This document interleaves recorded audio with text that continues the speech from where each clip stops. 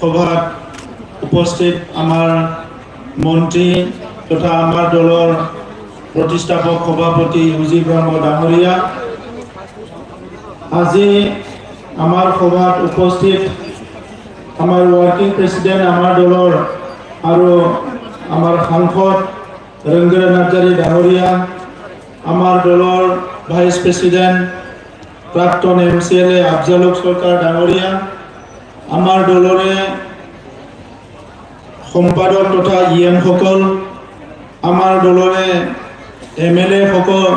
MLA তথা দলৰ কেন্দ্ৰীয় নেতাসকল, ইয়াত উপস্থিত আমাৰ মহিলা শাখাৰ সভানেত্ৰী প্ৰতিভা বাইদেউ আৰু তেখেতৰ কৰ্মকৰ্তাসকল, ইয়াত উপস্থিত আমাৰ যুৱ শাখাৰ, আমাৰ মাইনৰিটি চেলৰ, SC চেলৰ, OBC চেলৰ সকলো চেলৰ বিষয়ববীয়াসকল, কোকৰাঝাৰ জিলা কমিটি আমাৰ UPPLৰ বিষয়ববীয়াসকল আৰু উপস্থিত শ্ৰদ্ধা ৰাইজ, মাতৃ বাইদেউসকল আৰু মোৰ দাদা ভাইসকল, মই সকলোলৈ ইংৰাজী নতুন বছৰৰ শুভেচ্ছা জনাইছোঁ আৰু আহি থকা ভোগালী বিহুৰ শুভেচ্ছা জনাইছোঁ।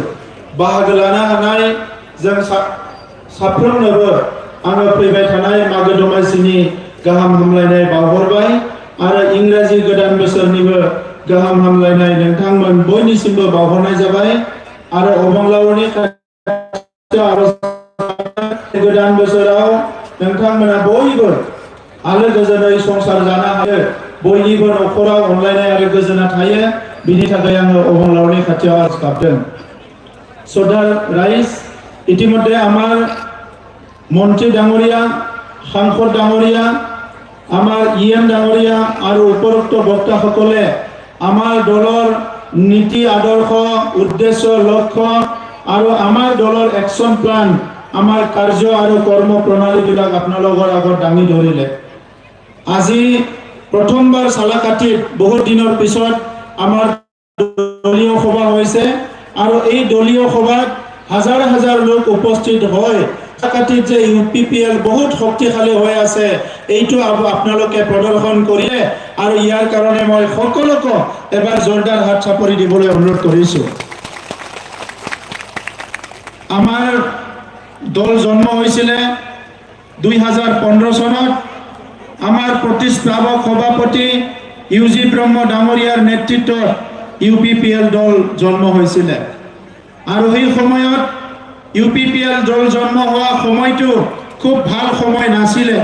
এই সময়ত BPF বুলি এটা ৰাজনৈতিক দলে BTC শাসন কৰি আছিলে আৰু এই BTC শাসন কৰি থকা যি BPF দল, তেখেতসকলৰ দমন নীতি, অগণতান্ত্ৰিক কাৰ্যকলাপ, বিভিন্ন ৰাইজক ভয় ভীত কৰা এটা ৰাজনৈতিক যি প্ৰক্ৰিয়া চলি আছিলে, এনেকুৱা সময়ত UPPL দলটো ইউজি ব্ৰহ্ম ডাঙৰীয়া এটা মহৎ উদ্দেশ্য লৈ জন্ম দিব লগা হৈছিলে।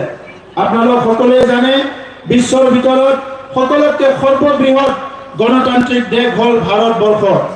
এই ভাৰতবৰ্ষৰ গণতন্ত্ৰ বিশ্বৰ মানুহে সদায় শলাগ লয়, বিশ্বৰ মানুহে সদায় সন্মান জনায় যে বিশ্বত ভাৰতবৰ্ষৰ নিচিনা ইমান সুন্দৰ গণতান্ত্ৰিক প্ৰক্ৰিয়া আৰু বিশ্বত কতো নাই। কিন্তু এনেকুৱা ভাৰতবৰ্ষৰে এটা অঞ্চল, যি অঞ্চলটো BTC বুলি কয়, এই BTC অঞ্চলত এটা সময়ত মানুহে মুখেৰে কথা ক'বলৈ ভয় কৰিছিলে, মানুহে কিবা এটা বেয়া দেখিলে এইটো ক'বলৈ সাহস কৰা নাছিলে, মানুহে নিজৰ চিন্তাধাৰাবিলাক ব্যক্ত কৰাৰ কাৰণে, প্ৰকাশ কৰাৰ কাৰণে ভয় কৰিব লগা হৈছিলে। আৰু এইটো বেছি দিনৰ কথা নহয়, যোৱা 17 বছৰৰ BPFৰ কাৰ্যকালৰ সময়ত আমি দীঘলীয়া সংগ্ৰাম কৰিছিলোঁ এই অঞ্চলৰ ৰাজনৈতিক অধিকাৰৰ কাৰণে, আমি দীঘলীয়া সংগ্ৰাম কৰিছিলোঁ এই অঞ্চলৰ অৰ্থনৈতিক উন্নয়নৰ কাৰণে, আমি দীঘলীয়া সংগ্ৰাম কৰিছিলোঁ এই অঞ্চলৰ সামাজিক উন্নয়নৰ কাৰণে, আমি দীঘলীয়া সংগ্ৰাম কৰিছিলোঁ এই অঞ্চলত মানৱ সম্পদ উন্নয়নৰ কাৰণে, আমি দীঘলীয়া সংগ্ৰাম কৰিছিলোঁ এই অঞ্চলত সমন্বয় কৰাৰ কাৰণে, সকলো নাগৰিকে যাতে নিজৰ প্ৰাপ্য অধিকাৰ পাবলৈ সক্ষম হয় আৰু সুস্থ পৰিৱেশত জীয়াই থাকিব পাৰে, ইয়াৰ কাৰণে সংগ্ৰাম কৰা হৈছিল। কিন্তু এই সংগ্ৰামৰ বিনিময়ত আমাৰ 5,000 শ্বহীদৰ মূল্যৰ পিছত, এই 5,000 শ্বহীদৰ যিটো জীৱনৰ মূল্য, এইটো দিয়াৰ পিছত যি BTC চুক্তি হ'ল, এই BTC চুক্তিখন ৰূপায়ণ কৰাৰ সময়ত তেখেতসকলে যি সঠিক এটা দৃষ্টিভংগীৰে আগবাঢ়ি যাব লাগিছিলে, এই দৃষ্টিভংগীৰে আগবাঢ়ি যাব নোৱাৰিলে। এই অঞ্চলৰ ৰাইজৰ আশা আকাংক্ষা, এই অঞ্চলৰ সংগ্ৰামীসকলে চৰকাৰ চলাইছে, এই সকলৰ পৰা বহুত আশা আকাংক্ষা আছিলে, কিন্তু যিটো আশা আকাংক্ষা আছিলে এইটো কোনো পূৰণ নহল। বৰঞ্চ সদায় ভয়কে সময় কটাব লগা হ'ল, নিজৰ ঘৰতে নিৰাপত্তাহীনতাত ভুগিব লগা হ'ল, নিজৰ অঞ্চলতে ভয়কে থাকিব লগা হ'ল। 5 বাজিৰে দোকান বাজাৰ চব বন্ধ হৈ যায়। এটা গাঁৱৰ পৰা আনটো গাঁৱত যাবলৈ মানুহ ভয় কৰে, এখন ঘৰৰ পৰা আনটো ঘৰত যাবলৈ ভয় কৰে। কিন্তু সেই পৰিৱেশ আজিও আমাৰ মনত পৰিলে আমাৰ গা শিয়ৰি উঠে। ভাল যুৱবিলাক মৃত্যুবৰণ কৰিব লগা হ'ল। কোনো এটা অস্থিৰতা পৰিৱেশ নাছিলে। কাৰোবাৰ ৰাজনৈতিক লাভালাভৰ কাৰণে কোনোবা জীৱন দিব লগা হ'ল, কোনোবা পংগু হ'ব লগা হ'ল। আমাৰ অঞ্চলটো অস্থিৰতা বিৰাজ কৰিছিলে যোৱা 17 বছৰৰ কাৰণে। আৰু সেই পৰিৱেশটো পৰিৱৰ্তন কৰাৰ উদ্দেশ্য লৈ 2015 চনৰ UPPL দল UG ব্ৰহ্ম ডাঙৰীয়াই নেতৃত্ব দিছিলে। এই সময়ত আমাৰ 2015 চনৰ যিটো কাউন্সিল ইলেকশ্যন, ইয়াত 7জন কেণ্ডিডেট, 7জন আমাৰ প্ৰাৰ্থী বিজয় হৈছিলে। এই 7জন প্ৰাৰ্থীৰ নেতা হিচাপে ৰঙ্গেৰা নাৰ্জাৰী ডাঙৰীয়াই প্ৰথমবাৰ BTC কাউন্সিলৰ মজিয়াত প্ৰশ্ন উত্থাপন কৰিবলৈ আৰম্ভ কৰিছিলে। এই সময়ৰ স্বেচ্ছাচাৰী চৰকাৰৰ ভাল বেয়া কথাবিলাক ক'বলৈ আৰম্ভ কৰিছিলে আৰু তেতিয়া তেখেতসকলে লাহেকৈ চিন্তাধাৰাবিলাক সলনি কৰিবলৈ বাধ্য হৈছিলে। কিন্তু আজি আমি দেখিবলৈ পালো ৰাইজে যি ইচ্ছা কৰে গণতান্ত্ৰিক দেশত সঁচাকে সেইটোকে কৰিব পাৰে। খালি ৰাইজ সজাগ হ'ব লাগে, ৰাইজে বিচাৰিব লাগে, ৰাইজৰ মাজত সচেতনতা থাকিব লাগে, ৰাইজে সিদ্ধান্ত ল'ব লাগে। যেতিয়া বেয়া হয় এইটো ভাল কৰিবৰ কাৰণে, যেতিয়া কোনোবাই ভুল কৰে এইটো শুদ্ধ কৰাৰ কাৰণে। ঠিক তেনেধৰণৰ 2020 চনৰ পৰিষদীয় নিৰ্বাচনত BTR অঞ্চলৰ ৰাইজে সিদ্ধান্ত ল'লে যে BPFৰ সময়ত যি ভুল হৈছে এইটো শুধৰণি কৰিম, আৰু আপোনালোকে শুধৰণি কৰিবলৈ চেষ্টা কৰিলে। হ'ব পাৰে কি চালাকাটিত ইয়াত BPFৰ কেণ্ডিডেট জিকিছে, কিন্তু BTRৰ বহুত অঞ্চলত আমাৰ UPPLৰ জিকিল আৰু BJPৰ জিকিল। ইয়াৰ পিছত আমাৰ চৰকাৰ গঠন হ'ল। এই চৰকাৰ গঠন কৰাৰ মূল উদ্দেশ্য আছিলে এই অঞ্চলৰ ৰাইজৰ কাৰণে এটা পৰিৱৰ্তন আনিব লাগে। এই পৰিৱৰ্তনটো আনাটোৱে আমাৰ উদ্দেশ্য আছিলে। আজি BPFৰ মানুহবিলাকে প্ৰশ্ন কৰে, তেখেতসকলে কয় যে UPPL BJPৰ চৰকাৰ বিফল হৈছে, সফল হ'বলৈ পৰা নাই। মই প্ৰশ্ন কৰিব বিচাৰিছো, আপোনালোকে ক'ত UPPL BJPৰ চৰকাৰখনে, UPPL BJP GSPৰ চৰকাৰখনে ক'ত সফল হৈছে আৰু ক'ত বিফল হৈছে আপোনালোকে আঙুলি দেখাই দিয়ক যে ইয়াত বিফল হৈছে। ক'বৰ কাৰণে জানিব লাগিব আমাৰ উদ্দেশ্যটো কি আছিলে। আমাৰ উদ্দেশ্যত আমি 100% সফল হৈছো শ্ৰদ্ধাৰ ৰাইজ। আমাৰ প্ৰথম উদ্দেশ্য আছিলে শান্তি প্ৰতিষ্ঠা কৰা। আজি BTR অঞ্চলত শান্তি আহিছে, আমাৰ প্ৰথম উদ্দেশ্যত আমি সফল হৈছো। আমাৰ দ্বিতীয় উদ্দেশ্য আছিলে BTR অঞ্চলত নিৰাপত্তা প্ৰদান কৰা। এতিয়া BTR অঞ্চলত সবে নিৰাপত্তা পাইছে, আমি দ্বিতীয় উদ্দেশ্যটো সফল হৈছে। এই 3টা বছৰত পুনৰ কোনোবা লাফিকুলৰ নিচিনা আৰু যুৱ নেতা ইয়াত হত্যা কৰাৰ একো পৰিৱেশ নাই। আগত যি হ'ল। গতিকে আজি সবে নিৰাপত্তা পাইছে। আজি ইয়াত সমন্বয় কৰিব লাগে। এটা সময়ত তেখেতসকলৰ কুশাসনৰ কাৰণে ইয়াত বড় এটা লক্ষ্মণ ৰেখা টানিবলৈ আহিছিলে। আমি এখন বজাৰতে বজাৰ কৰোঁ, এখন স্কুলতে পঢ়োঁ, এটা ৰাস্তাই দি খোজ কাঢ়োঁ, এখন পথাৰতে খেতি কৰোঁ। কিন্তু ইয়াত বড় বুলি এটা লক্ষ্মণ ৰেখা টানিবলৈ আহিছিলে। কিন্তু আজি UPPLৰ চৰকাৰৰ সময়ত আজি সমন্বয় কৰিবলৈ আজি আমি সক্ষম হৈছোঁ। ইয়াত এইখন মঞ্চত বড়ো আছে, মাইনৰিটি আছে, বঙালী আছে, ৰাজবংশী আছে, সূত্ৰধৰ আছে, বিভিন্ন জনগোষ্ঠীৰ লোক আজি গোৰ্খা আছে এই পেন্ডেলৰ ভিতৰত বহি আছে, আদিবাসী সকল আছে ইয়াত। গতিকে আজি আমি যি আমাৰ তৃতীয় উদ্দেশ্য বিটিআৰত সকলো জাতি জনগোষ্ঠী ধৰ্মৰ মাজত সমন্বয় আনিব লাগে, ইয়াতো আমি সফল হৈছো। চতুৰ্থ উদ্দেশ্য আছিলে গণতান্ত্ৰিক প্ৰক্ৰিয়া, গণতন্ত্ৰটো শক্তিশালী কৰিব লাগে। এটা সময়ত বিটিআৰ মানুহে কথা ক'বলৈ ভয় কৰিছিলে, কি হৈছে, কিহৰ কাৰণে গণ্ডগোল হৈছে, তেনেকা সুধিলে কোনো কথা নকয়। আজি বিটিআৰ অঞ্চলৰ মানুহে মুখ খুলি কথা ক'বলৈ সাহস কৰিছে। কিয় সাহস কৰিছে? ইয়াৰ চৰকাৰখনে দাদাগিৰি যিসকল কৰিছিলে, হিংসা যিসকল কৰিছিলে, দমন যিসকল কৰিছিলে, সেইসকলক আজি সম্পূৰ্ণভাৱে ঠাণ্ডা কৰিবলৈ আমি সক্ষম হৈছো। আৰু এইকাৰণে বিটিআৰ অঞ্চলত কোনো দাদাগিৰি নাই। গতিকে আজি মানুহে ওলাই আহি ৰাস্তা লাগে, দলং লাগে, স্কুল লাগে, এইবিলাক ক'বলৈ পৰা হৈছে। BPFৰ সময়ত এইবিলাকক ক'ব পৰা নাছিলে। চালাকাটি সমষ্টিত কিমান পানী যোগান আঁচনি হাফদান হৈ আছে, কোনো কথা ক'ব পৰা নাই। কিয় এই পানী যোগান আঁচনি সম্পূৰ্ণ নহ'ল, এই প্ৰশ্নটো কোনো কৰিব পৰা নাছিলে। কিন্তু আজি আমাৰ চৰকাৰ অহাৰ পিছত ভাৰতীয় জনতা পাৰ্টি, দিল্লী, দিছপুৰ, UPPLৰ চৰকাৰ আছে। এই চৰকাৰৰ সময়ত গাঁৱে গাঁৱে JJMৰ পানী আহি গ'ল, জল জীৱন মিছনৰ পানী আহি গ'ল, ৰাইজে বিশুদ্ধ খোৱা পানী পালে।